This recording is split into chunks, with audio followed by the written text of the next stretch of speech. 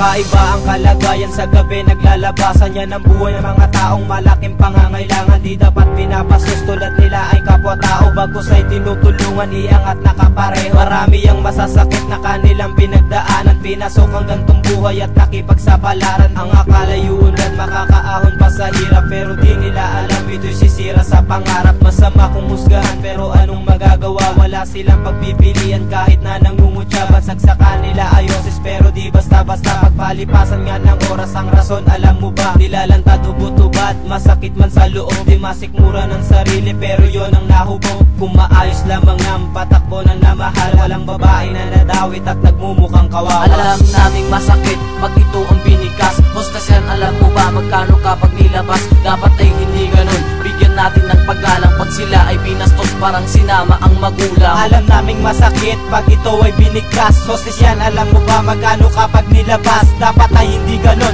bigyan natin ng paggalang pag sila ay binastos parang sinama ang magulang. Lalaro sa aking isipan katanungan na ito, GRO sila'y tawagin, sila din ay mga tao. Pagsapit ng gabi, isasabak ang sarili, sa taas ay naninisi, ba't ganito ang nangyayari? Pipilitang uminom at sila ay sumaya, walang saplot ang katawan, floor show kung isisigaw. Hangad nila ay pera lang, pambili ng makakain. Kung hindi ka naman papasok, walang maihahain. Sa hirap ng kabuhayan, di mo to inaasahan, ganitong trabaho lang ang iyo ng kapalaran. Maiwasang mapaluwa kung ikay nasa tabi, sa panlalait sa iyo ramdam mo na ang bighati. Parang bumagsak sa iyo lahat-lahat na ng problema, ayawin mo man ito, ikay walang magagawa. Kapalaran na ito sa buhay mo ay masaklap, dasal ka lamang sa taas, baka pangarap matupad. Alam naming masakit pag ito ay binigkas. Hostess yan, alam mo ba magkano kapag nilabas? Dapat ay hindi ganun, bigyan natin ng paggalang pag sila ay binastos parang sinama ang magulang. Alam naming masakit pag ito ang binigas. Hostess yan, alam mo ba magkano kapag nilabas?